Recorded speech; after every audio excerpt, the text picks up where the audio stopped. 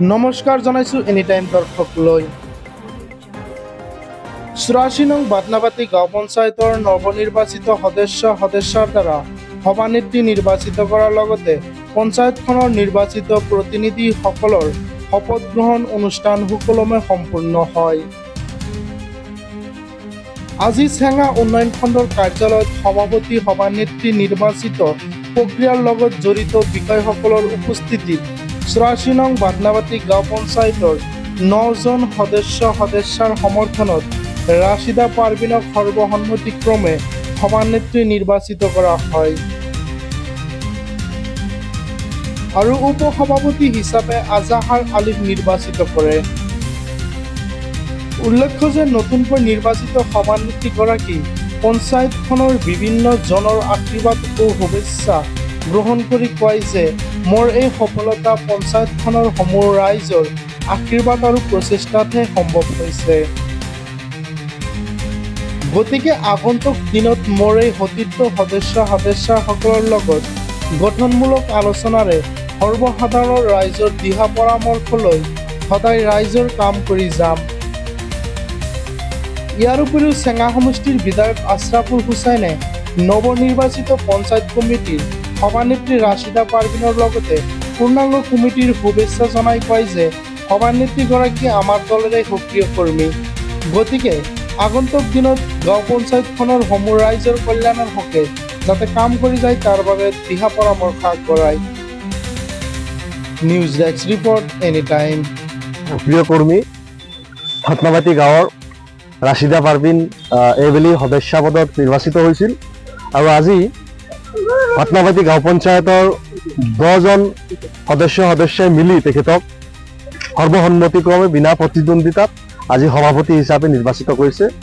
আমাৰ UDF দলৰ এজন সক্ৰিয় কৰ্মী এই ধৰণে সভাপতি নিৰ্বাচিত হোৱাত আমি অত্যাধিক আনন্দিত হৈছোঁ আৰু আমাৰ সমূহ সদস্য আৰু সভানেত্ৰী উপসভাপতি পদটিকে অভিনন্দন আৰু শুভেচ্ছা জনোৱাৰ বাবে আমি আজি চেঙা উন্নয়ন খণ্ডত উপস্থিত হৈছোঁ। তেওঁলোক সকলোৰে আমাৰ শুভেচ্ছা থাকিল।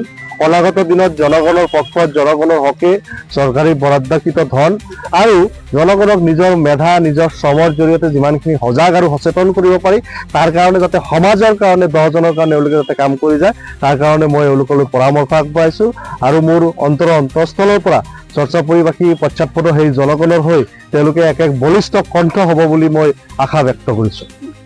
গাঁও পঞ্চায়তৰ সভানেত্ৰী ৰাছিদা পাৰভিন নিৰ্বাচিত হ'ল, গতিকে এই ক্ষেত্ৰত আমি যথেষ্ট আনন্দিত হৈছোঁ, উৎফুল্লিত হৈছোঁ। গতিকে এই চেগতে মই 7 নং ৱাৰ্ডৰ যিসকল ভোটাৰ ৰাইজ আছে তেওঁলোকক মই ধন্যবাদ জ্ঞাপন কৰিছোঁ, কৃতজ্ঞতা জ্ঞাপন কৰিছোঁ। তাৰ লগতে আজি আমাৰ যিসকল সদস্যসকলে অশেষ পৰিশ্ৰম কৰি আজি ৰাছিদা পাৰভিনক প্ৰেচিডেণ্ট সভানেত্ৰী হিচাপে নিৰ্বাচিত কৰিছে তেওঁলোকলৈ মই কৃতজ্ঞতা যাচিছোঁ, ধন্যবাদ জ্ঞাপন কৰিছোঁ।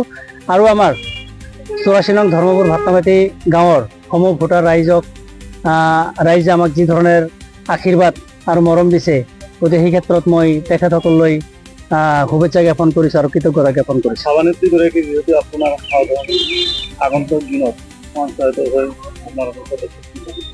মোৰ সহধৰ্মিনী ৰাছিদা পাৰভিন সভাপতি হিচাপে নিৰ্বাচিত হৈছে। আপোনালোকে জানে ময়ো ইয়াৰ আগত সভাপতি হিচাপে নিৰ্বাচিত হৈছিলোঁ, জিলা পৰিষদ মেম্বাৰ হিচাপে নিৰ্বাচিত হৈছিলোঁ। গতিকে আমাৰ উদ্দেশ্য এটাই যে চৰকাৰীভাৱে যি টকা বৰাদ্দ কৰা হ'ব সেই টকা ৰাইজৰ স্বাৰ্থত সঠিকভাৱে যাতে ৰূপায়ণ কৰিব পাৰোঁ এই ক্ষেত্ৰত মই মোৰ সহধৰ্মিনী ৰাছিদা পাৰভিনক পৰামৰ্শ দিম আৰু মই লগতে চেষ্টা কৰিম বাটনাবাটি পঞ্চায়তৰ যিবিলাক মৌলিক সমস্যা আছে এই মৌলিক সমস্যাসমূহ সমাধান কৰাৰ ক্ষেত্ৰত আমি যিখিনি পাৰোঁ চেষ্টা কৰিম আৰু ৰাইজৰ সহায় সহযোগিতা লৈ পঞ্চায়ত উন্নয়নৰ ক্ষেত্ৰত আগন্তুক দিনত আমি আগুৱাই যাম। কিমানজন সদস্যৰ সমৰ্থনত আজি আপোনালোকে শুনি ভাল পাব যে মই যথেষ্ট আনন্দিত হৈছোঁ যে মই ভাবোঁ একমাত্ৰ বাটনাবাটি পঞ্চায়ত যি পঞ্চায়তত আমাৰ 10জন সদস্য 8জন সদস্য আছে আৰু 2জন সদস্য আছে এই 10জন সদস্যসকলে সৰ্বসন্মতিক্ৰমে আজি ৰাছিদা পাৰভিনক বিনা প্ৰতিদ্বন্দ্বিতাৰে নিৰ্বাচিত কৰিছে।